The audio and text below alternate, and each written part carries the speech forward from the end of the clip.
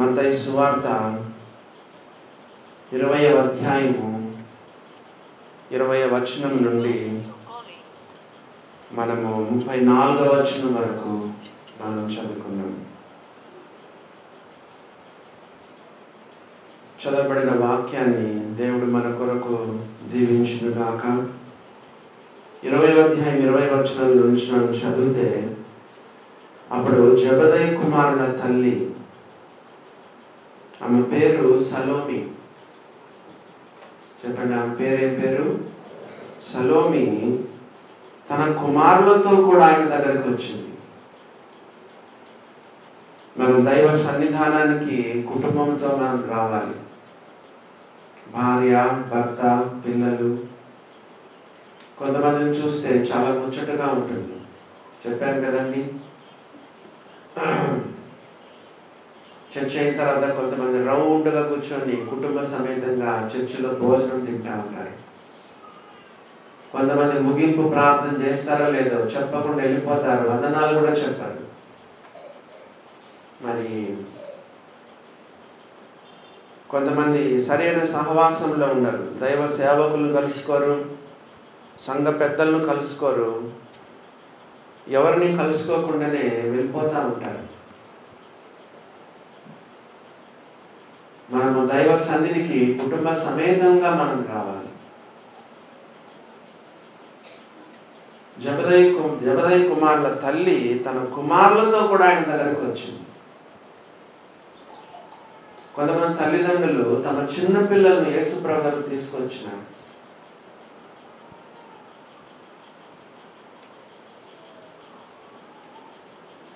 Mark సువార్త 10వ అధ్యాయంలో చూడండి ఏమని రాయబడిందో. 13వ వచనం, తమ చిన్న బిడ్డలను ముట్టవలనని కొందరు తల్లిదండ్రులు అన్నమాట వారిని తీసుకొని వచ్చిరి. చిన్న బిడ్డలను యేసుప్రభు ముట్టాలని. చర్చికి తీసుకొస్తే నీ పిల్లలను ఏ వాక్యం పట్టుకుంటుందో. ఓ దేవుని బిడ్డలారా గమనించండి, చిన్న బిడ్డలు అని ఇక్కడ ఉంటే, లూకా సువార్తలో ఏముందో చూడండి. లూకా సువార్తలో 18:15 ఏముందో చూడండి. లూకా సువార్త 18వ అధ్యాయము 15వ వచనంలో ఏముందో చూడండి. తమ శిశువులను ముట్టవలనని. మత్తయి సువార్తలో చిన్న బిడ్డలను ముట్టవలనని, లూకా సువార్తలో శిశువులను ముట్టవలనని. చిన్న పిల్లలంటే నడిచే పిల్లలు, శిశువులంటే పాలు తాగే పిల్లలు. కొంతమంది పేరెంట్స్ ఏమనుకుంటున్నారంటే, అసలు చిన్నపిల్లలను జోబన్న కనీసం ఇట్లా కూడా అరవనీడు, ఎందుకులే చిన్నపిల్లలు ఉన్నారు, ఎందుకు చర్చికి పోవాలలే అనుకుంటారు. యోవేలు గ్రంథంలో స్తన్యపానము చేయు చిన్న బిడ్డలను కూడా దేవుని మందిరానికి తీసుకొని రమ్మని రాయబడింది. ఎందుకు నీ పిల్లలు దారి తప్పిపోయినారు? చిన్నప్పుడే వారిని సరిగా దైవ సన్నిధికి నడిపించలేదు. చాలాసార్లు పిల్లలు చెడిపోతే చర్చిని తిడతారు, దైవ సేవకులను తిడతారు, మమ్మల్ని పట్టించుకోరు, మా ఇంటికి రారు. నువ్వు ఎప్పుడైనా పిలిచినావా మా ఇంటికి రమ్మని? కొంతమంది ఇంటికి పిలవరు కానీ మా ఇంటికి ఎవరు రాలేదు, మమ్మల్ని దర్శించదు, ఎప్పుడైనా పిలిచినావా? చెప్పండి. ఇంతమందిని మన సంఘంలో దాదాపు 1000 మంది దాకా కూడా ఉంటారు. అందాజుగా చెప్తున్నాను. యాబ్సెంటీస్ కానీ, పోయిన వాళ్ళు కానీ, ఇంకా అన్ని చోట్ల మనం గమనిస్తే ఫ్యామిలీ ఉన్న రక్షణ పొందిన వాళ్ళు, అందరినీ కవర్ చేయాలంటే ఎంత టైం పడుతుంది, ఎంత కష్టమవుతుంది. నువ్వు సంఘాలను నిందిస్తావు, సంఘ పెద్దలను నిందిస్తావు, సోదరులను నిందిస్తావు. నీ పిల్లలను సరిగా పెంచలేదు. పిల్లలను దైవ సన్నిధికి నడిపించు, ఉగ్గుపాలతో వాళ్ళను పెంచు. బైబిల్లో రాయబడింది, నేను నా తల్లి యొక్క స్తన్యపానము చేయించుండగా నీవే కదా నాకు నమ్మిక పుట్టించితివి. దావీదు తల్లి పాలు తాగేటప్పుడే దావీదుకు అన్ని నేర్పించింది. చూసారా దేవుని బిడ్డలారా?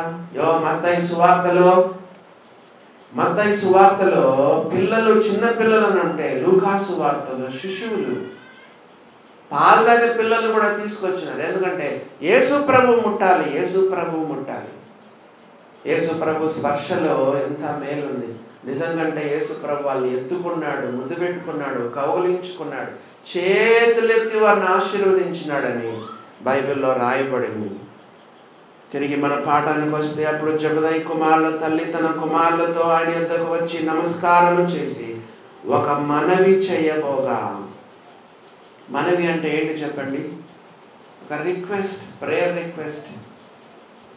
ఆమెకు ప్రార్థన పైన నమ్మకం ఉంది. చూడండి ఏమని రాయబడిందో. నమస్కారం చేసి ఒక మనవిని యేసు ప్రభువు చేసింది. మనవి అంటే మన భాషలో ఒక ప్రేయర్ రిక్వెస్ట్. నీకు ప్రార్థన పైన నమ్మకమే లేదు, అసలు ప్రార్థనే చేసుకోవు, నువ్వు నమ్ముకున్నావు కానీ, రక్షణ పొందావు, బాప్తిసం తీసుకున్నావు కానీ ప్రార్థన చేయడమే తెలుసుకోలేదు. ప్రార్థన పైన అసలు నమ్మకం లేదు నీకు. కానీ జబదయి కుమారులకు తల్లికి ప్రార్థన పైన నమ్మకం. ఒక మనవిని చేస్తుంది. నీ బిడ్డల కొరకు నువ్వు ప్రార్థన చేస్తున్నావా? తల్లులారా, తండ్రులారా, ఎంత భయంకరమైన లోకం. ఎప్పుడు చూసినా సినిమాల గురించి, హీరోస్ గురించి, హీరోయిన్స్ గురించి చెడ్డ మాటలు. బయట ప్రపంచం ఎంతో కలుషితమైపోయింది, కల్మషమైపోయింది. భయంకరంగా ఉంది లోకం. నీ పిల్లలు ఎంత డేంజరస్ జోన్లో. నువ్వేమనుకుంటున్నావు? నా కుమారుడు కుమార్తె స్కూల్కి వెళ్తున్నారులే, బాగా చదువుకుంటున్నారులే అనుకుంటున్నావు. చదువు సంగతి సరే కానీ ఎంత భయంకరమైన అట్మాస్ఫియర్లో నీ పిల్లలు పెరుగుతున్నారో తెలుసా? చిన్న పిల్లలు చెడ్డ మాటలు, చెడ్డ తలంపులు, చెడ్డ వాటిని మాట్లాడటం, ఆలోచించడం. దేవుని బిడ్డలారా, గమనించినారా? ముఖ్యంగా ఈ సెల్ ఫోన్ ఇప్పుడు పాప ప్రపంచం, అరచేతిలో ఉంచబడిన పాప ప్రపంచం. ఏంటి చెప్పండి? Cell phone. దీంట్లో నువ్వు ఏమైనా చూడొచ్చు. ప్రపంచమంతా కూడా దీంట్లో నువ్వు చూడొచ్చు. సినిమాలు, సినిమా పాటలు, భూత బొమ్మలు, బట్టలు లేని బొమ్మలు, పోర్నోగ్రఫీ కదా, చెడ్డవన్నీ దీంట్లో ఇవిడి ఉన్నాయి. మీ పిల్లలకు పాపం ఎంత అందుబాటులో ఉందో చూడండి. తల్లిదండ్రులారా, మీ పిల్లల కొరకు ప్రార్థన చేస్తున్నారా? సలోమికి ప్రార్థన పైన నమ్మకం ఉంది. తన 2 కుమారుల గురించి ఒక విన్నపం చేస్తుంది, ఒక మనవి చేస్తుంది. విలాప వాక్యములు 3వ అధ్యాయంలో ఏమని రాయబడింది? 1వ అధ్యాయం అనుకుంటాను చూడండి. ఇర్మియా తర్వాత విలాప వాక్యములు ఉంటాయి. 2వ అధ్యాయము విలాప వాక్యములు, 2వ అధ్యాయము 18వ వచనం. జనులు హృదయపూర్వకముగా యెహోవాకు మొరపెట్టుదురు. సియోను కుమారి ప్రాకారమా, నదీ ప్రవాహం వలె దివారాత్రము కన్నీరు పారనిము, విరామము కలగనీయకము, నీ కంటి పాపను విశ్రమింపనీయకము. నీవు లేచి రెయ్యి మొదటి జామున మొరపెట్టుము. నీళ్లు కుమ్మరించున్నట్లు ప్రభు సన్నిధిని నీ హృదయమును కుమ్మరించుము. నీ పసిపిల్లల ప్రాణము కొరకు నీ చేతులు నాడు తట్టు తిప్పుము. నీ పిల్లలు హాస్టల్లో ఉన్నారు, నీ పిల్లలు స్కూల్లో ఉన్నారు కదా, నీ పిల్లలు వేరే ఊర్లో ఉన్నారు, లేదా ఎక్కడో ఉన్నారు, లేదా ఈ ఊర్లో ఉన్న కాలేజ్కి వెళ్తున్నారు, స్కూల్కి వెళ్తున్నారు. దేవుని బిడ్డ, నీ పిల్లల కొరకు ప్రార్థన చేస్తున్నావా? ఆడపిల్లలంటే ఇంకా డేంజరస్ జోన్లో ఉన్నట్టు లెక్క. అందుకే ఆడపిల్లల కొరకు ఎప్పుడైనా నేను ప్రార్థన చేసేటప్పుడు ఏమంటాను తెలుసా? ప్రభువా, సాతానుడు, దుష్టుడు, యవనస్తుడు వాళ్ళని ముట్టకుండా ఈ బిడ్డల చుట్టూ దూతల కాపుదల అగ్ని ప్రాకారము కంచెవేయ్యా. ఆడపిల్లలకు మరీ జాగ్రత్తగా మనం ఉండాలి. తల్లిదండ్రులారా, ప్రార్థన చేస్తున్నారా పిల్లల కొరకు? సలోమికి ప్రార్థన అంటే నమ్మకం. అందుకే మనవి చేస్తుంది. నీకు ప్రార్థన నమ్మకమే లేదు. ఏం చేస్తాడు దేవుడు, ఏం సహాయం చేస్తాడులే అని ప్రార్థన పైన నీకు నమ్మకం లేదు. అప్పుడు ఏం చేసిందో చూడండి. 21వ వచనం, మత్తయి సువార్త 20:21. నీవేమి కోరుచున్నావని ఆయన అడిగాను. పవిత్రమైన కోరికలు దేవుడు తీరుస్తాడు. బైబిల్లో ఒక మంచి వాక్యం ఉంది. యెహోవాను బట్టి సంతోషించుము, ఆయన నీ హృదయవాంఛలను తీర్చును. ఎక్కడుంది ఆ వచనము చెప్పండి? కీర్తనల గ్రంథంలో ఆ మాట మనం చదువుతున్నాము. యెహోవాను బట్టి సంతోషించుము, 37వ కీర్తన 4వ వచనం. 37వ కీర్తన 4వ వచనం. యెహోవాను బట్టి సంతోషించుము, ఆయన నీ హృదయ వాంఛలను తీర్చును.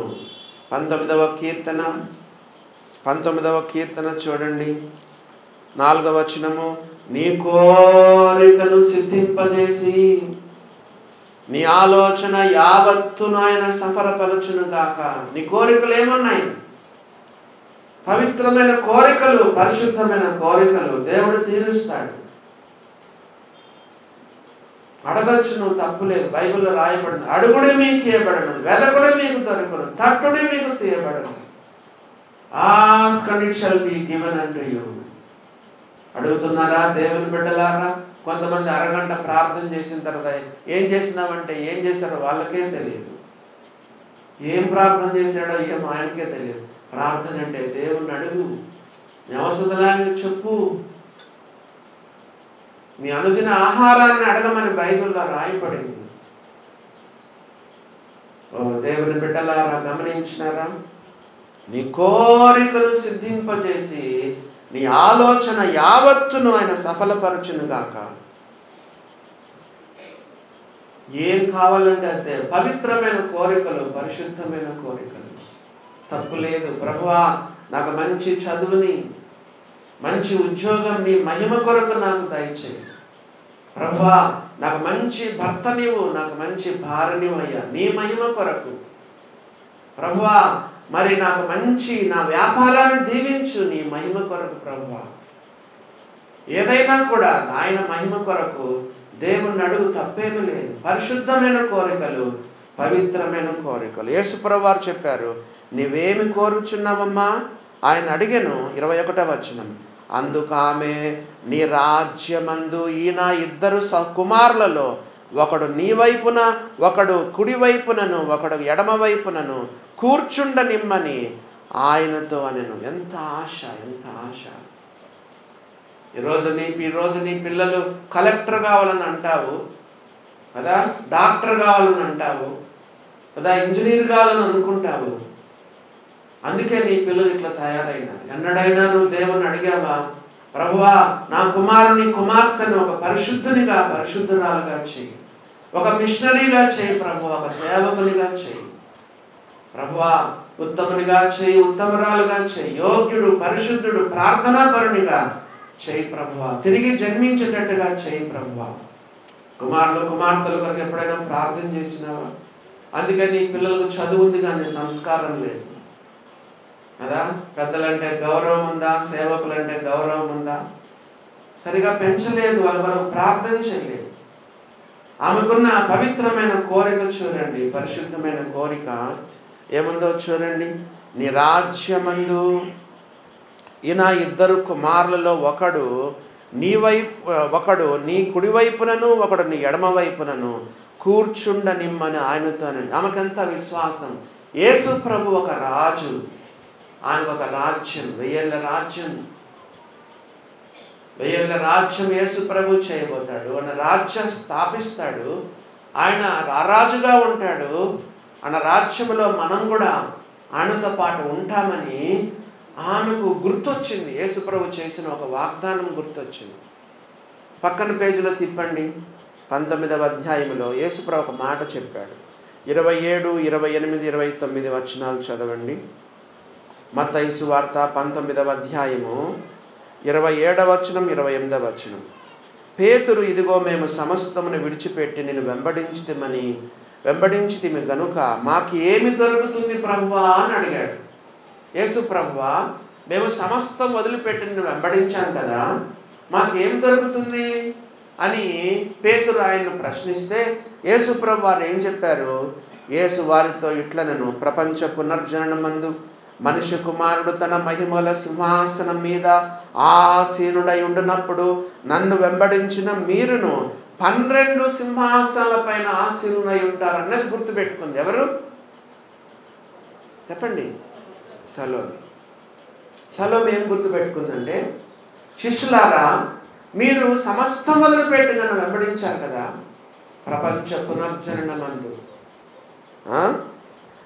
నేను నా మహిమగల సింహాసనం పైన ఆసీనుడై ఉండినప్పుడు నన్ను వెంబడించిన మీ 12 మంది కూడా 12 సింహాసనం పైన మీరు ఆసీనులై ఉంటారు అన్నది గుర్తుపెట్టుకుంది. ఎవరు?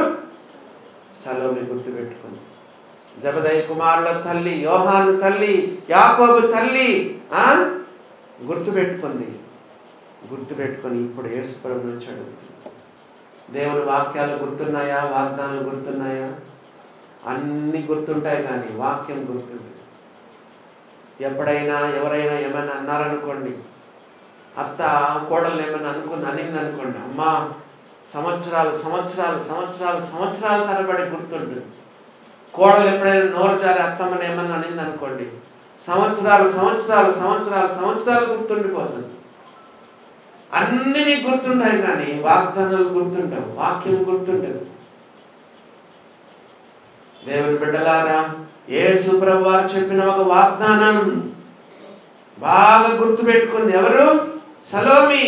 మీరు సమస్తాన్ని వదిలిపెట్టి నన్ను వెంబడించారు కదా, కాబట్టి మీరు నాతో పాటు నా చుట్టూ 12 సింహాసనాల పైన ఆసీనులై ఉంటారు అన్న వాగ్దానాన్ని మళ్ళా యేసు ప్రభువు జ్ఞాపకం చేస్తుంది. మరి మీరు, చర్చిలో చాలాసార్లు చెప్పాను, బైబిల్లో దాదాపు 7,000 వాగ్దానాలు ఉన్నాయి. 7,000 వాగ్దానాలు డివైడెడ్ బై 365. సంవత్సరానికి ఎన్ని రోజులు చెప్పండి? 7,000 వాగ్దానాలు డివైడెడ్ బై చెప్పండి 365 వేస్తే ఎన్ని వస్తాయి? 19.17 రౌండ్ ఫిగర్ వేసుకోండి. 20 వాగ్దానాలు. సంవత్సరానికి 7,000 వాగ్దానాలు అంటే రోజుకి ఎన్ని వాగ్దానాలు చెప్పండి? 20 వాగ్దానాలు. మరి బైబిల్లో 7,000 వాగ్దానాలు ఉంటే రోజుకు మనము 20 వాగ్దానాలు దేవుని దగ్గర పెట్టి మనం స్వతంత్రించుకోవాలి. దేవుని వాగ్దానాలు అంటే చెక్స్ లాంటివి. ఎందుకంటే బైబిల్లో రాయబడింది, 2 కొరింథీ 1:20 దేవుని వాగ్దానములు ఎన్ని అయినను అవి అన్నీ క్రీస్తునందు అవునన్నట్టుగా ఉన్నాయి. They are saying amen unto us in Christ Jesus. అన్నీ కూడా ఆమేన్ అంటున్నాయంట, అవును అంటున్నాయి ప్రతి వాగ్దానం. అందుకే మన చర్చిలో వాగ్దానాలు మనం ఇవ్వము. జనవరి 1 కానీ డిసెంబర్ 31 కానీ మన చర్చిలో బ్రదర్ సంఘాలు ఎక్కడ కూడా వాగ్దానాలు లేవు. పోతే ఈ చుట్టుపక్కల హాస్టల్ ఉన్న పిల్లలు ఏదో వాక్యం ఇస్తారు కదండి అని వస్తారు. వాళ్ళ కోసం ఒక 200 తెప్పించి రాత్రి పంచినాం. వాళ్ళు వచ్చేదే ఏదో ఆ వాక్యం ద్వారా రక్షణ పొందుతారేమో అని కదండి. కొంతమంది డిసెంబర్ హిందూస్కి మాత్రమే మనం ఇచ్చినాం. అడిగేవాళ్ళు, మనము దేవుని నమ్ముకున్న బిడ్డలు ఎవ్వరు మనం వాగ్దానాలు తీసుకోలేదు. ఎందుకంటే బైబిల్లోని 7,000 వాగ్దానాలు మనవే. రోజుకి 20 చెక్కులు. ఒకటి 20,000 చెక్కు, ఒకటి 18,000 చెక్కు, ఒక 15,000 చెక్కు, ఒకటి 10,000 చెక్కు, ఒకటి 5,000 చెక్కు, ఒకటి 3,000 చెక్కు. రోజుకు మన అకౌంట్లో 20 చెక్కులు పడతా ఉంటాయి. ఇంకా మనకి ఏమన్నా ఉందా? రోజుకి 20 చెక్కులు పడితే చెప్పండి, అమ్మో ఎంత మనం ఐశ్వర్యవంతులు. యేసు ప్రభు నమ్ముకున్న వారు ఎంత ధనికులో తెలుసా? ఇశ్రాయేలు నీ భాగ్యం ఎంత గొప్పది. యేసు ప్రభు నమ్ముకున్న వారు ఎంత భాగ్యవంతులు, ఎంత ధనికులు, ఆత్మీయంగా ఎంత కోటీశ్వరులు. దేవుని బిడ్డలారా, వాగ్దానాలు స్వతంత్రించుకో. చాలాసార్లు చెప్పాను, కొంతమంది నిరాశ పడుతున్నారు. ఏందన్నా మాకేం వాగ్దానం నెరవేరట్లేదని. హెబ్రీ 6:10 చూడండి. హెబ్రీలకు రాసిన పత్రిక 6:10 చూడండి. హెబ్రీలకు రాసిన పత్రిక 6:10 మనం చదివినట్లయితే వాగ్దానం ఎలా స్వతంత్రించుకోవాలి? 12వ వచనం, మీరు మందులు కాక విశ్వాసము చేతను ఓర్పు చేతను వాగ్దానములను స్వతంత్రించుకొనండి. చెప్పండి చెప్పండి. మీరు మందులు కాక విశ్వాసముతోను ఓర్పుతోను వాగ్దానం స్వతంత్రించుకొనండి. వాగ్దానం in order to inherit the promises. మనకు ఏం కావాలి చెప్పండి? వాగ్దానం స్వతంత్రించుకోవాలంటే ఏం చేయాలి? విశ్వాసము, ఓర్పు. కొంతమంది అన్నా ఎన్నో సంవత్సరాలుగా నేను ఎంతో కాలంగా వాగ్దానము కొరకు అడుగుతున్నాను, నాకేం నెరవేరట్లేదు అంటున్నాను. నీకు విశ్వాసం ఉంది కానీ ఓర్పు లేదు. Faith plus patience. విశ్వాసం ఉండాలి, వాగ్దానం స్వతంత్రించు. ఇప్పుడు అడిగితే ఇట్లా కావాలని కాదు. కొంతమంది పొద్దున అడిగితే మధ్యాహ్నానికంతా కావాలి, పొద్దున అడుగుతారు మధ్యాహ్నం కావాలి. కొన్నిసార్లు వెంటనే దేవుడు ఇస్తాడు, కొన్నిసార్లు దేవుడు టైం తీసుకుంటాడు. God will answer our prayers, sometimes immediately, sometimes ultimately. కొన్నిసార్లు ఇమ్మీడియట్గా జవాబు చెప్తాడు, కొన్నిసార్లు అల్టిమేట్గా జవాబు చెప్తాడు. కాబట్టి మనకు వాగ్దానం స్వతంత్రించుకోవాలంటే ఫెయిత్ ప్లస్ పేషెన్స్, విశ్వాసము చేతను ఓర్పు చేతను. అబ్రహాముకు దేవుడు వాగ్దానం చేశాడు, విశ్వాసం ఉంది. ఎంతకాలం ఓర్చుకున్నాడు? 75 సంవత్సరాలప్పుడు నీకు సంతానం ఇస్తానని చెప్పితే 100 సంవత్సరాలకు దేవుడు పిల్లలు ఇచ్చాడు. 25 సంవత్సరాలు ఆయన దేవుని వాగ్దానం కొరకు కనిపెట్టాడు. దేవుని బిడ్డలారా గమనించినారా? Faith plus patience. Don't give up. వదులుకోవద్దు. దేవుని పైన నిరీక్షణ ఉంచు, నమ్మకం ఉంచు, విశ్వాసము నిరీక్షణ కలిగి. కాబట్టి ఈమె వాగ్దానం పట్టుకుంది. ఏమనంటే ఒకరోజు యేసు ప్రభు చెప్పాడు, శిష్యులందరూ కూడా 12 సింహాసనం పైన ఆశీనులు అవుతారని పట్టుకొని యేసు ప్రభును చేయమడుగుతుంది. చెప్పండి. యేసు ప్రభువా, వెరీ గుడ్, నీవు నీ సింహాసనం పైన, మహిమల సింహాసనం పైన కూర్చుంటావు. కానీ ఆ 12 మందిలో ఒక కొడుకేమో కుడి పక్కన సింహాసనంలో, చెప్పండి, వాడు కొడుకేమో ఎడపక్క సింహాసనంలో ఉండాలని మనవి చేసింది. ఈమె ప్రార్థన చేసింది మంచిదే, కానీ ఈమె ప్రార్థనలో తప్పులు ఉన్నాయి. అందుకే ఆమె ప్రార్థన యేసు ప్రభు అంగీకరించలేదు కదండి. Doing a right thing in a wrong way. కొంతమంది మంచి పని చేస్తారు కానీ చెడ్డ విధానంలో చేస్తారు. పనేమో మంచిదే, ప్రార్థన మంచిదే. Doing the right thing in a wrong way. ప్రార్థన మంచిదే, కానీ ఏం ప్రార్థన చేస్తుంది? అందుకే యేసు ప్రభు ఆమెను మనవిని పెద్దగా అంగీకరించలేదు. ఎందుకో చూడండి. ముందు వచనాల్లో యేసు ప్రభు ఏం చెప్పాడు? 17వ వచనంలో, 18వ వచనంలో, 19వ వచనంలో యేసు ప్రభు ఏం చెప్పాడు చెప్పండి? ఎవరైనా చెప్తారా? 20వ అధ్యాయం, మత్తయి సువార్త 20వ అధ్యాయంలో 18వ వచనంలో ఏం చెప్పాడు, 19వ వచనంలో ఏం చెప్పాడు యేసు ప్రభు? చదువుతారు ఎవరైనా? ఇదిగో యెరూషలేమునకు వెళ్ళుచున్నాము, అక్కడ మనిషి కుమారుడు ప్రధాన యాజకులకును శాస్త్రులకును అప్పగింపబడును. వారు ఆయనకు మరణశిక్ష విధిస్తారు, ఆయన అపహసిస్తారు, కొడాలతో కొడతారు, సిలువ వేస్తారు, అన్యజనులకు ఆయన అప్పగిస్తారు. 19వ వచనంలో యేసు ప్రభు సిలువ గురించి చెప్తుంటే ఈమెమో సింహాసనం కావాలని అడుగుతుంది. సిలువ లేకుండా సింహాసనం ఉంటుందా? No cross, no crown. క్రైస్తవులు ఎప్పుడు సుఖవంతమైన జీవితాన్ని కోరుకుంటా ఉంటారు. ప్రార్థన చేసేదంతా కూడా అదే, ప్రభువా నన్ను కాపాడు, నా భార్యను కాపాడు, భర్తను కాపాడు, పిల్లలను కాపాడు, ప్రభువా. వాళ్ళు ఎప్పుడు కొంతమంది సుఖము కొరకే ప్రార్థన చేస్తారు. యేసు ప్రభు సిలువ గురించి చెప్తుంటే ఈమె సింహాసనం కోరుతుంది.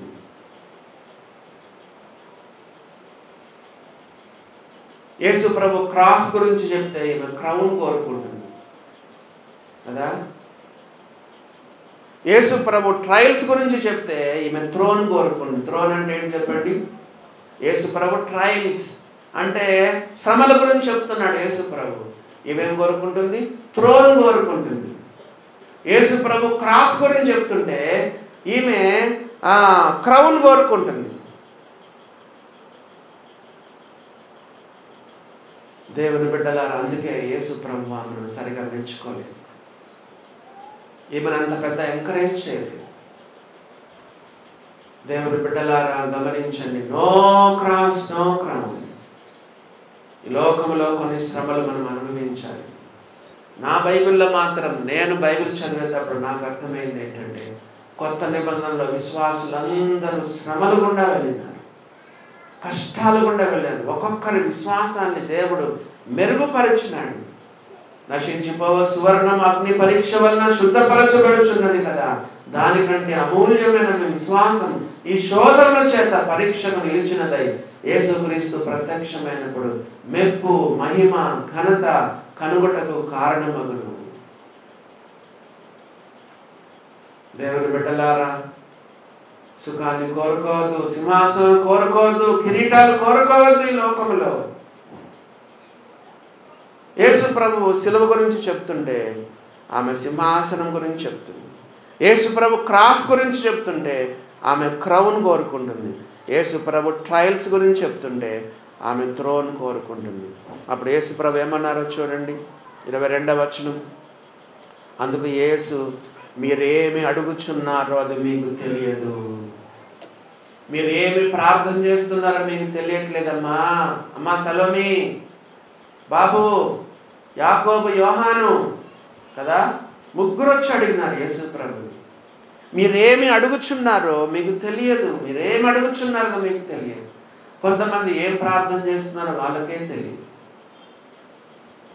ఇందాక చెప్పాను కదా, ఎప్పుడు మరి స్వార్థపూరితమైన ప్రార్థనలు, సెల్ఫిష్ ప్రేయర్స్. యేసు ప్రభు నేర్పిన ప్రార్థన చెప్పండి. పరలోకమందున మా తండ్రి, నీ నామము పరిశుద్ధపరచబడును గాక, నీ రాజ్యము వచ్చును గాక, నీ చిత్తము పరలోకమును నెరవేర్చున్నట్లు భూమి మీద నెరవేరును గాక.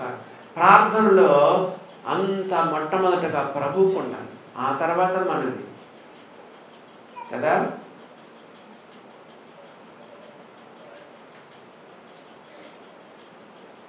Thy name, thy kingdom,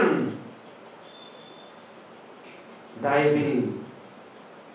నీ నామము,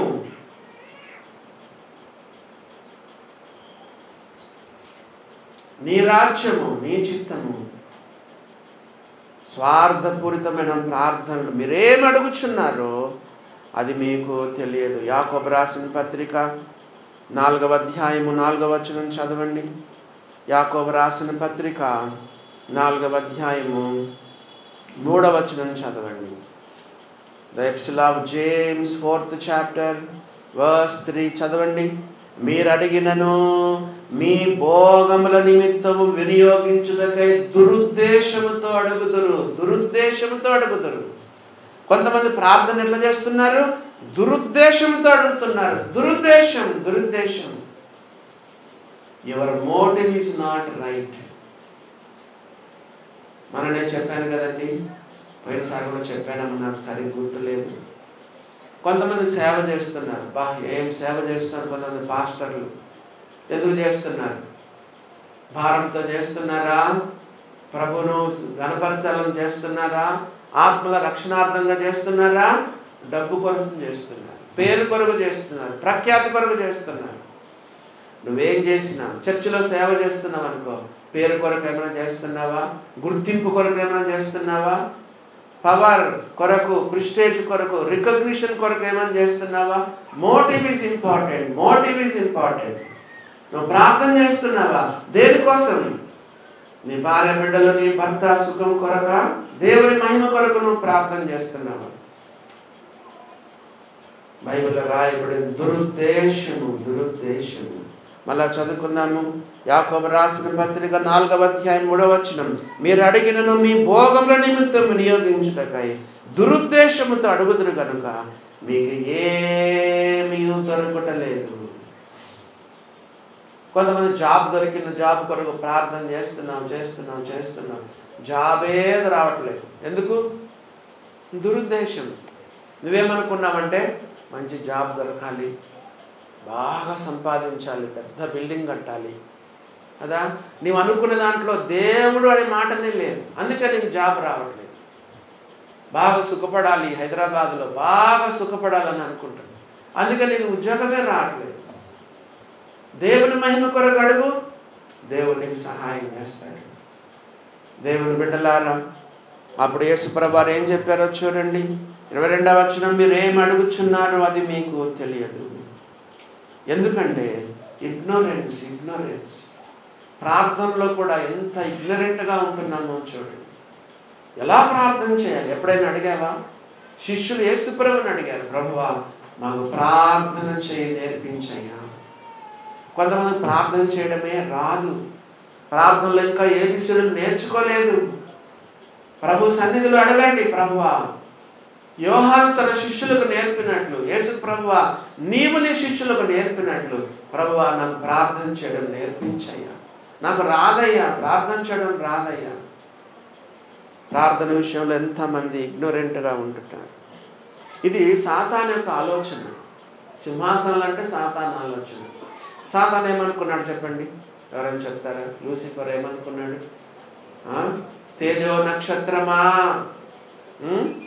వేకువ చుక్క, ఆకాశం నుండి ఎట్లా నువ్వు పడితివి? ఇది సింహాసనాలు, గొప్పదనాలు, కీర్తిలి, పవర్, ప్రాపర్టీ, ప్రిస్టేజ్, పొజిషన్, ఇవన్నీ సాతాను ఆలోచనలు. నేను అధికారిగా ఉండాలి, అందరికంటే పైగా ఉండాలి, నాకు గుర్తింపు రావాలి కదండి. సంఘంలో కూడా గుర్తింపు కొరకు ప్రయత్నం చేయొద్దు. దేవుని బిడ్డలారా గమనించండి, దేవుని యొక్క వాక్యంలో ఏం చదువుతున్నాం? యెషయా గ్రంథంలో 14వ అధ్యాయంలో 12 నుంచి చదవండి, ఏమని రాయబడిందో. ఇవి సాతాను ఆలోచనలు. సింహాసనం కోరుకోవడం, గొప్పలు కోరుకోవడం, స్థానాలు కోరుకోవడం, సాతాను ఆలోచనలు. యెషయా గ్రంథము 14వ అధ్యాయం 12 నుంచి చదవండి. తేజో నక్షత్రమా, వేకువ చుక్క, నీవెట్లు ఆకాశం నుండి పడితివి, జనములను పడగొట్టిన నీవు నేలమట్టము వరకు ఎందుకు నరకబడితివి? ఏమనుకున్నారంటే, ఏమనుకున్నాడు చూడండి, నేను ఆకాశమునకు ఎక్కిపోయేదను. ఆకాశం ఎవరిది చెప్పండి? యేసు ప్రభు ఏం చెప్పాడు? ఆకాశం నా సింహాసనము, భూమి నా పాదపీఠం. అంటే ఈ సాతాను ఆకాశానికి ఎక్కిపోతాడు, దేవుని సింహాసనం ఆక్రమించుకోవాలనుకుంటున్నాడు. ఇంకా చూడండి, దేవుని నక్షత్రంలో పైగా నా సింహాసనం హెచ్చింతును, ఉత్తర దిక్కునున్న సభాపర్వతం మీద కూర్చుండును, మేఘ మండలం మీదకి ఎక్కుదును, మహోన్నతునితో నన్ను సమానిగా చేసుకుందునని నీ మనసులో అనుకుంటేవి కదా. నువ్వు పాతాళమునకు, నరకములో ఒక మూలకు త్రోయబడితివే, దేవుడు ఒక్క దెబ్బతో పై నుండి కిందికి పడేసినాడు. అందుకే సాతానుడు ఇప్పుడు వాయుమండలం అంటే 2వ ఆకాశం, 3వ ఆకాశం నుండి 2వ ఆకాశం నుండి దేవుడు ఆయన వాడిని పడేశాడు. ఓ దేవుని బిడ్డలారా, అందుకే యేసు ప్రభు ఈమెను ఎంటర్టైన్ చేయట్లేదు.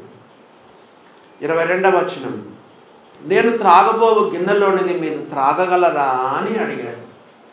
నేను త్రాగబోయే గిన్నె అంటే ఏంటో తెలుసా? చెప్పండి. కప్ అంటే ఏంటి చెప్పండి? శ్రమలు అనేటువంటి ఏ కప్ ఆఫ్ ట్రయల్స్, శ్రమలు అనేటువంటి కప్పును, ఈ యొక్క పాత్రను, ఈ గిన్నెలోని మీరు త్రాగుతారా? ఫస్ట్ శ్రమలు, ఆ తర్వాత మహిమ. First cross, then crown. First trials, then throne. దేవుని బిడ్డలారా, నాకు తెలుసు కొంతమంది నిజమైన క్రైస్తవులు, నకిలీ క్రైస్తవులకు శ్రమలు రావు. బైబిల్ ప్రకారంగా నిజమైన క్రైస్తవులు, పౌలు చెప్పాడు Timothy, who wants to live a godly life, whoever wants to live a godly life will be persecuted. క్రీస్తు యేసునందు సద్భక్తితో బ్రతుకులు ఉద్దేశించు వారందరూ హింస పొందుదురు. లోకంతో రాజీ పడితే నీకేమి శ్రమలు ఉంటాయి? నిజమైన క్రైస్తవులకు శ్రమలు వస్తాయి. కొంతమంది మన సంఘంలో నిజమైన క్రైస్తవులు చాలా శ్రమల గుండా వెళ్తున్నారు. కొంతమంది దేవుడు శ్రమలో నుండి బయటికి లాగాడు, కానీ ఏదేమైనా గుర్తుపెట్టుకోండి, నిజమైన క్రైస్తవులకు, నిజమైన దేవుని బిడ్డలకు చాలా కష్టాలు వస్తాయి, చాలా శ్రమలు వస్తాయి. రకరకాలుగా నాకు వచ్చింది మీకు రాకపోవచ్చు, మీకు వచ్చింది నాకు రాకపోవచ్చు. నానా రకమైన శ్రమలు వస్తాయి, బైబిల్లో రాయబడింది. కాబట్టి వాళ్ళు ఏమన్నారంటే మేము తాగుతామన్నారు. చూడండి 23వ వచనంలో మేము త్రాగగలము అని చెప్పారు. నిజంగా వీళ్ళు త్రాగినారు. యాకోబు ఏమైనాడు చెప్పండి? ఈమె కుమారుడు జబదయి కుమారులలో లేదా సలోమి యొక్క కుమారులు ఒక కుమారుడు ఏమైనాడు చెప్పండి? యాకోబు ఏమైనాడు చెప్పండి? చర్చ్ హిస్టరీలో ఫస్ట్ మార్టియర్, సంఘ చరిత్రలో మొట్టమొదటి హతసాక్షి, లేకపోతే మొట్టమొదటి శిష్యుడు. సంఘ చరిత్రలో మొట్టమొదటి హతసాక్షి వచ్చి స్టెఫెను, బైబిల్లో రాయబడిన ప్రకారంగా. ఆ తర్వాత శిష్యులలో మొట్టమొదటి శిష్యుడు హతసాక్షి అయింది ఎవరు చెప్పండి? యాకోబు, ఈమె కుమారుడే. హేరోదు శిరచ్ఛేదనం చెప్పి ఖడ్గముతో చంపించినాడు. ఈ యొక్క గిన్నెలో తాగలరా అంటే తాగుతామన్నారు. నిజంగా అంటే తాగినారు. ఈమె మొట్టమొదటి కుమారుడు, సలోమి యొక్క కుమారుడు, యాకోబు కుమారుడు, సలోమి కుమారుడు యాకోబు, శిష్యుడైన యాకోబు, జేమ్స్ ద డిసైపుల్ చెప్పండి, ఖడ్గముతో చంపబడ్డాడు. ఈమెకు ఇంకో కుమారుడు యోహాను, సువార్త రాసిన యోహాను, 3 పత్రికలు రాసిన యోహాను, ప్రకటన గ్రంథం రాసిన యోహానును సలసల కాగేటువంటి నూనెలో సలసల కాగే నూనెలో ఫ్రై చేసినారంట. కానీ విచిత్రమైన చచ్చిపోలేదు. అప్పుడు పద్మసు ద్వీపానికి పరవాసిగా పంపించినారు. ఎవరిని? యోహాను. 2 కుమారులు తాగినారు, గిన్నెలను త్రాగినారు. చూసారా దేవుని బిడ్డలారా, నిజమైన శిష్యులు, నిజమైన క్రైస్తవులు, మొదటి శతాబ్దం క్రైస్తవులు కూడా భయంకరమైన చిత్రహింసలకు లోనే. ప్రభుత్వాలు మారిపోతున్నాయి. ఇప్పటికే క్రైస్తవులకు నార్త్ ఇండియాలో చాలా శ్రమలండి.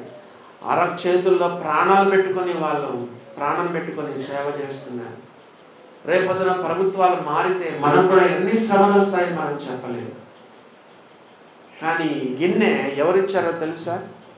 ఈ గిన్నె ఎవరిచ్చారో? యోహాను సువార్త 18వ అధ్యాయం. ఈ గిన్నె ఎవరిచ్చారో చూడండి. 18వ అధ్యాయము, యోహాను సువార్త 18వ అధ్యాయం. యోహాను సువార్త 18వ అధ్యాయము 11వ వచనం. గిన్నె ఎవరిచ్చారు? ఆ దాసుని పేరు మల్కు. యేసు కత్తి వరలో ఉంచుము, తండ్రి నాకు అనుగ్రహించిన గిన్నె. ఈ కప్పు ఎవరిచ్చారంటే చెప్పండి? తండ్రి నాకు అనుగ్రహించిన గిన్నె. ఈ నీకు వస్తున్న శ్రమలన్నీ కూడా దేవుడు ఒక గిన్నెలో పెట్టి నీకు ఇస్తున్నాడు. తండ్రి నాకు అనుగ్రహించిన గిన్నె. అప్పుడప్పుడు ట్రైన్లో పోయేటప్పుడు మనకు న్యూస్ వస్తూ ఉండదు. తాగమ్మా, ఈ కాఫీ తాగమ్మా, ఈ టీ తాగమ్మా అని ఇస్తే ఆ టీ తాగితే ఏమవుతుందని చెప్పండి? మత్తులోకి వెళ్ళిపోతే మన సూట్ కేసులన్నీ తీసుకెళ్ళిపోతాయి. నేను ఏదో ఊరు నుంచి వస్తున్నాను ట్రైన్లో, వాళ్ళు నా కంపార్ట్మెంట్లో దాదాపు 7-8 మంది ఎక్కినారు. నేనేమో బేగంపేట దగ్గర, బేగంపేటలో దిగుదామని బేగంపేట రిజర్వేషన్ చేసుకున్నాను. వాళ్ళందరూ సికింద్రాబాద్లో దిగినారు. నేను పై బర్త్లో పడుకొని ఉన్నాను. సికింద్రాబాద్ వచ్చింది. వాళ్ళేమో అందరు దిగిపోయినారు. ఇంకా ట్రైన్ కదలలేదు. 7-8 మంది కదా. ఈ 7-8 మందిలో వాళ్ళ సూట్ కేసులతో పాటు నా సూట్ కేసు కూడా తీసేసుకున్నారు వాళ్ళు. నాకెందుకో దేవుడు తలంపించినాడు, వీళ్ళు ఏదో పొరపాటు చేసేటట్టున్నారని పై నుంచి కిందికి దిగాను. కింద చూస్తే నా సూట్ కేసు లేదు. వాళ్ళు సామాన్ దించుకొని అక్కడ ఎదురుగానే ఉన్నారు. ఏంటండి నా సూట్ కేసు కూడా మీరు తీసుకొని అంటే నాకు చాలా ఇబ్బంది అయిపోయింది. బట్టలు పోయినా పర్వాలేదు కానీ నా బైబిల్లో చాలా నోట్స్ ఉంటుంది. ఈ బైబిల్ పోతే ఇంక అంతా పోయినట్టే. అన్ని దీంట్లో నోట్స్ అంతా రాసుకొని ఉంటాను. మరి అట్లా కొన్నిసార్లు అలాంటి పరిస్థితులు కూడా జరుగుతాయి. ఏ సందర్భంలో చెప్తున్నాను ఇది? ఏమ్మా?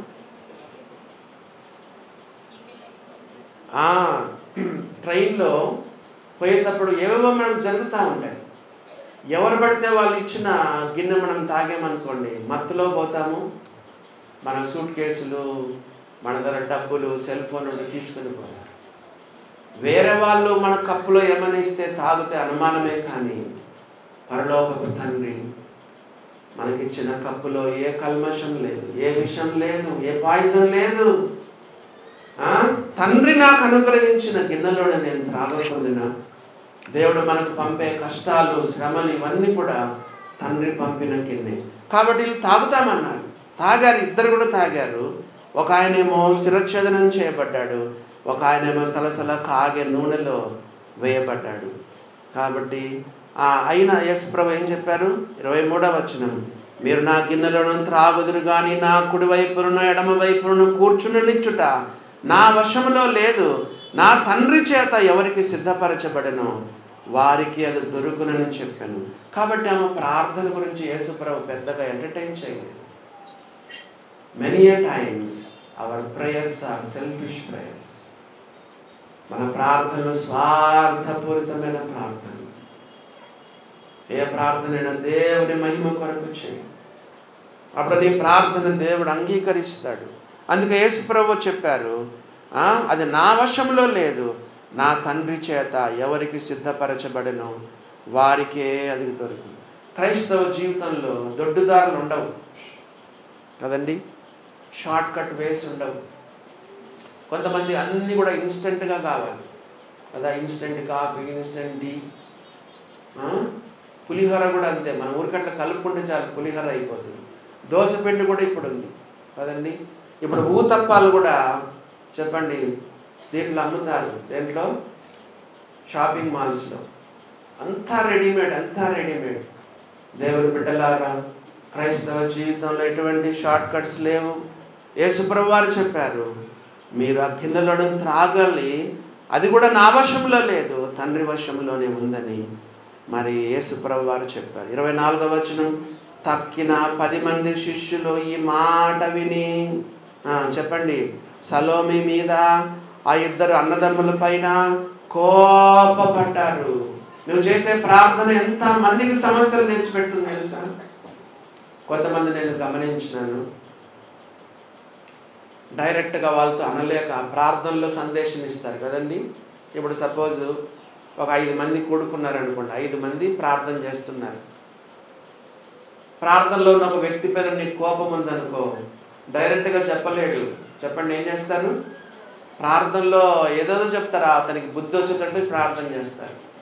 చూసినారా దేవుని బిడ్డలారా, నువ్వు చేసే ప్రార్థన ఎన్ని సమస్యలు తెచ్చి పెడుతుంది. నువ్వు చేసే ప్రార్థన ద్వారా ఎంతమంది అభ్యంతర పడుతున్నారు. యేసుప్రభు ఒక మాట చెప్పారు తెలుసా, నా యందు విశ్వాసం ఉంచి చిన్నవారిలో ఒక్కరను అభ్యంతర పరిస్తే, చిన్నవారంటే కొత్తగా నమ్ముకున్న వాళ్ళని అర్థం, నాట్ ఓన్లీ చిల్డ్రన్. నా యందు విశ్వాసం ఉంచి చిన్నవారిలో ఒక్కరను అభ్యంతర పరిస్తే వాడు మెడకు పెద్ద తిరగటి రాయి కట్టబడిన వాడే మిక్కిలి లోతైన సముద్రంలో ముంచివేయబడుట వానికి మేలని రాయబడి. సంఘములో ఎంతమంది నీటి ద్వారా అభ్యంతర పడుతున్నారు, ఎంతమంది ఒకరిని చూసి ఒకరు అసూయ పడతారు. సిస్టర్లకు ముఖ్యంగా ఎక్కువ ఉంటుంది. ఎవరైనా ముందుకు వచ్చినా, ఎవరైనా పాట పాడినా, ఎవరైనా కొంచెం ఆత్మీయంగా ముందుకు వచ్చినా సిస్టర్లో ఇది ఉంటుందండి కదా. ఓ దేవుని బిడ్డలారా, గమనించండి గమనించండి. నీ ప్రార్థన ద్వారా, నీ బిహేవియర్ ద్వారా ఎంతమంది అభ్యంతర పడుతున్నారు, ఎంతమందికి సమస్యలు తీసుకొచ్చి పెడుతున్నాయి. ఆమె చేసిన విన్నపం ద్వారా, ఆమె చేసిన ప్రార్థన ద్వారా మొత్తం శిష్యులందరిలో గలబా అయిపోయింది, కలవరం వచ్చేసింది. చూడండి, కోపపడ్డారంట. మొత్తం 10 మంది ఒకవైపు అయిపోయినారు, మిగతా ఇద్దరు ఒకవైపు అయినారు. సహోదరుల మీద కోపపడరు. వెంటనే యేసుప్రభు వారు ఏం చేశారో చూసారా? 25వ వచనం చదువుతారా? గనుక యేసు తన యొద్దకు వారిని పిలిచి, అన్యజనులలో అధికారులు వారి మీద ప్రభుత్వం చేయుదురనియు వారిలో గొప్పవారు వారి మీద అధికారం చేయుదురనియు మీకు తెలియను. అధికారం చేసేది ఎవరు? అధికారులు కదా. ఎవరు అధికారం చేస్తారు? గొప్పవారు అధికారం చేస్తారు. యేసుప్రభు 26వ వచనంలో చెప్తున్నాడు, మీరు అలాగ ఉండకూడదు. నా మార్గాలు మీ మార్గాల వంటివి కావు, నా తలంపులు మీ తలంపుల వంటివి కావు. యేసుప్రభు ఏం చెప్తున్నాడు చూడండి. యేసుప్రభు 26వ వచనం, మీరు అలాగ ఉండకూడదు. మీలో ఎవడు గొప్పవాడై ఉండకూడను వాడు మీరు పరిచారకుడై ఉండవలను. సంఘంలో ఎవరు గొప్పలు తెలుసా? ఊడ్చేవాళ్ళు, తుడిచేవాళ్ళు, పరిచర్య చేసేవాళ్ళు, మైకులు పెట్టేవాళ్ళు కదండి. పరిచర్య చేసేవాళ్ళు సంఘంలో గొప్పవాళ్ళు. చేతులు ఊపుకుంటా వచ్చి చేతులు ఊపుకుంటా పోయేవాళ్ళు కాదు. నడుము వంచు, మెడ వంచు, తల వంచు, మోకాళ్ళు వంచు. దేవుని సన్నిధిలో నిన్ను తగ్గించుకొని సంఘంలో పరిచర్య చేయి.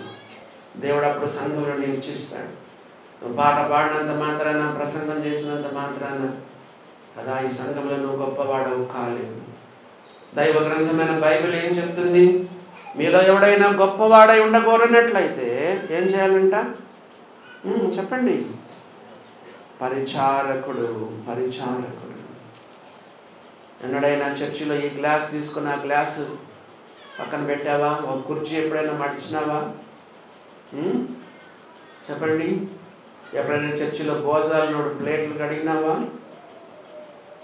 తగ్గించుకో, తగ్గించుకో. దైవ సన్నిధిలో తగ్గు. పరిచారకుడు అంటే ఏంటో చెప్పమంటారా?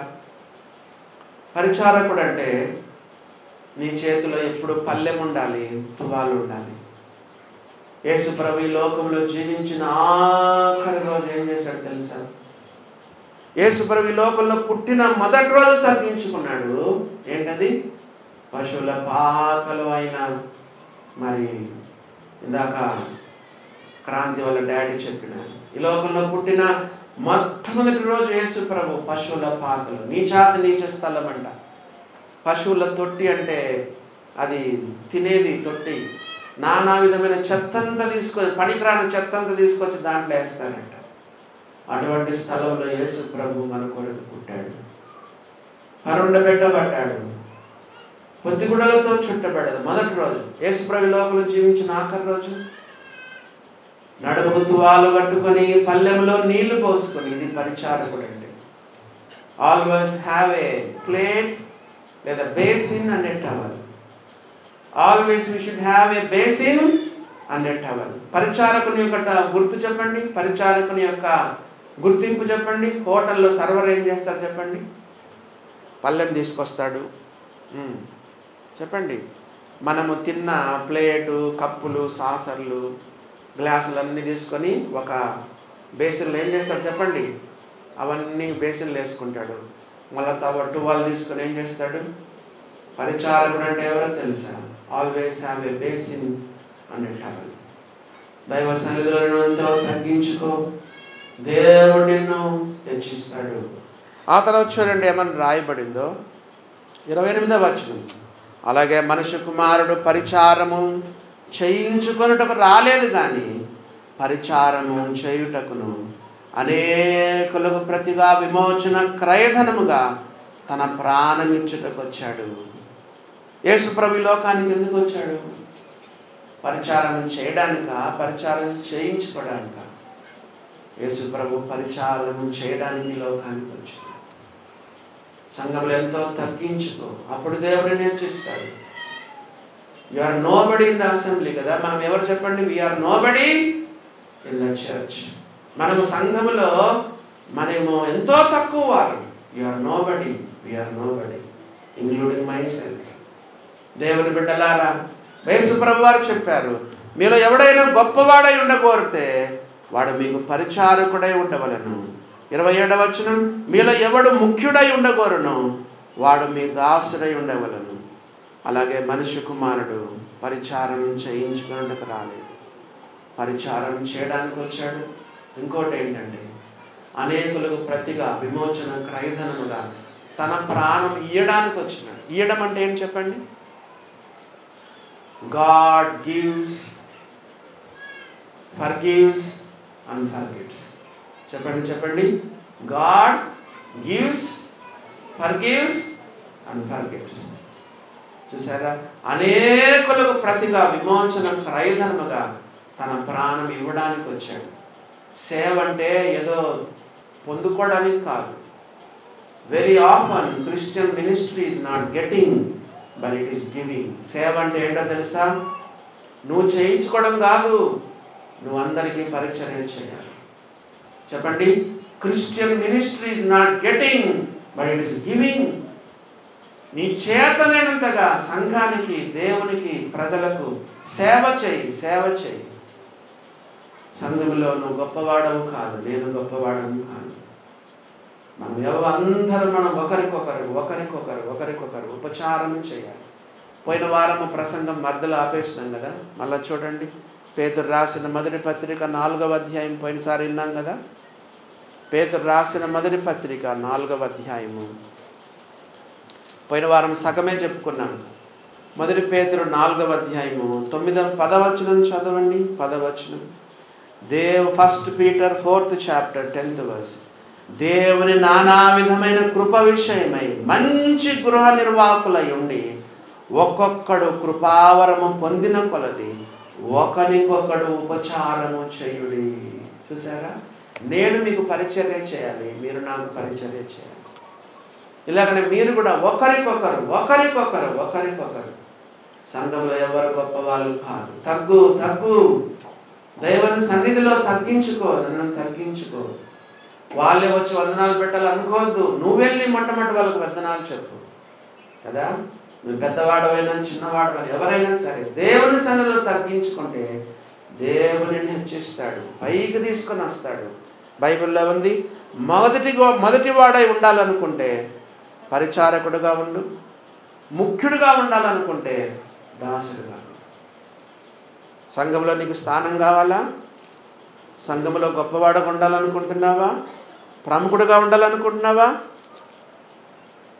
Take the place of a servant. ఎప్పుడు కూడా పళ్ళెం పెట్టుకోవాలి, తువాలు పెట్టుకోవాలి కదా. పళ్ళెము a basin and a towel always. మన చేతులు ఏముండాలి చెప్పండి? ఒక బేసిన్ ఉండాలి, ఒక తువాలు. యేసు ప్రభు ఈ లోకంలో జీవించిన ఆఖరి రోజు చేశాడు. మరి యేసు ప్రభు కేవలం చెప్పేవాడైనా, చేసేవాడా? కొంతమంది only preaching but not practising. కొంతమంది ప్రసంగాలు చెప్తారు కానీ preaching but no practising. Jesus Christ he practised what he preached. ఏం ప్రాక్టీస్ చేశాడో చూడండి. చెప్పాడు కదా, పరిచర్య చేయడానికి నేను వచ్చానని చెప్పాడు కదా. ఇప్పుడు ఏం చేశాడో చూడండి. 29వ వచనం నుండి ప్రాక్టీస్ చేశాడు చూడండి. ఏం చేశాడు యేసుప్రభు? 29వ వచనం, వారు యెరికో నుండి వెళ్ళుచుండగా బహుజన సమూహములు ఆయన వెంట వెళ్ళిరి. ఇదిగో త్రోవ పక్కన కూర్చున్న 2 గుడ్డివాళ్ళు యేసు ఆ మార్గం వెళ్ళుచున్నాడని విని, ప్రభువా దావీదు కుమారుడా మమ్మల్ని కరుణించమని కేకలు వేసిరి. ఊరకుండుటని జనులు వారిని గద్దిరించిరి. కానీ వారు ప్రభువా దావీదు కుమారుడా మమ్మల్ని కరుణించమని బిగ్గరగా కేక వేసిరి. యేసు నిలిచి వారిని పిలిచి, నేను మీకేమి చేయగోరుచున్నారని అడుగగా వారు ప్రభువా మా కన్నులు తెరవలనన్నది. కాబట్టి యేసు కనికరపడి వారి కన్నులు ముట్టెను. వెంటనే వారు దృష్టి పొంది ఆయన వెంట వెళ్ళి. యేసు ప్రభు ఏం ప్రీచ్ చేశాడు? ప్రాక్టీస్ చేస్తున్నాడు. త్రోవ పక్కన గుడ్డోళ్ళు ఉంటే, వాళ్ళు కేకలేస్తుంటే వారి మీద కనికరపడి, నేను మీకు ఏమి చేయగోరుచున్నానని చెప్పి వారికి పరిచర్య చేశాడు. వారికి మేలు చేశాడు, వాళ్ళ కన్నులను తెరిచినాడు. ఇదే యేసు ప్రభు చేసిన ఉపచారం, యేసు ప్రభు చేసిన పరిచారం. మన చర్చికి కూడా గుడ్డోళ్ళు వస్తారు. ఈరోజు అమ్మాయి వచ్చినట్లేదు, యశోద కదా. నేను చాలాసార్లు గమనించాను, ప్రసంగ పీఠం ఉంటే అమ్మాయి అటు తిరిగి ఉంటారు. పక్కన వాళ్ళు ఎవ్వరు కూడా ఆమెను సరి చేయరు. మరి చూడండి, కొంతమంది ఇట్లాగా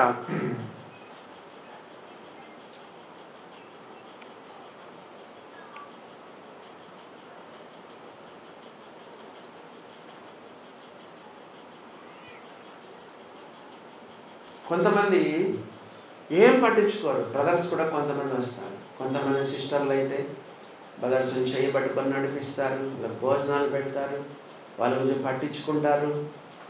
చూసారా దేవుని బిడ్డలారా, మనము మన జీవితంలో ప్రాక్టీస్ కూడా చేయాలి. యేసుప్రభు ఏం చెప్పాడు అది చేశాడు. నేను మనుషులకు పరిచారం చేయడానికి వచ్చాను అని చెప్పి వెంటనే కింద 2 గుడ్డోళ్లకు యేసుప్రభు పరిచారం చేశాడు. గుడ్డోళ్ళు మనకు ఎప్పుడు పడితే అప్పుడు కనపడకపోవచ్చు, కానీ ఆత్మీయ గుడ్డోళ్ళు ఇంట్లో ఉన్నారు, బంధువుల్లో ఉన్నారు, అపార్ట్మెంట్లో ఉన్నారు, చుట్టుపక్కల ఉన్నారు. ఎక్కడ చూసినా గుడ్డోళ్ళు గుడ్డోళ్ళు గుడ్డోళ్ళు. ఏ విషయంలో? ఆత్మీయమైన గుడ్డితనంలో ఉన్నవారు. పరిచయం చేస్తున్నావా? శారీరకంగా గుడ్డి వాళ్ళు అన్ని చోట్ల లేకపోవచ్చు. ఈ మన చర్చికి వచ్చే బ్లైండ్ పీపుల్ ఎలా వస్తున్నారో తెలుసా? నేను యానీ ఒకసారి ఉస్మానియా యూనివర్సిటీకి వెళ్ళాను. అప్పుడు 2 గుడ్డి వాళ్ళు కనిపించారు. వాళ్ళు మేము పరిచయం చేసుకున్నాం. ఆ తర్వాత వాళ్ళ హాస్టల్స్కి వెళ్ళి ఎవ్రీ వీక్ వాళ్ళకి వాక్యం చెప్పేవాళ్ళు. యానీ గర్ల్స్ హాస్టల్కి వెళ్ళేది, నేను బాయ్స్ హాస్టల్కి వెళ్ళి కొన్ని సంవత్సరాలుగా సేవ చేశాను. అప్పటి నుంచి బ్లైండ్ పీపుల్ మనకు పరిచయం అప్పటి నుంచి మన సంఘానికి వాళ్ళు వస్తామన్నారు. దేవుని బిడ్డలారా, ఈ ఉదయకాలం దేవుడు మనతో అనేక విషయాలు మాట్లాడినాడు. కాబట్టి దైవ సన్నిధిలో మన హృదయాలు పరీక్ష చేసుకున్నాం. లోపాలుంటే దిద్దుకొని ఆత్మీయ జీవితంలో ముందుకు సాగడానికి దేవుడు తన కృప మన ఎడల విస్తరింప చేయుగాక.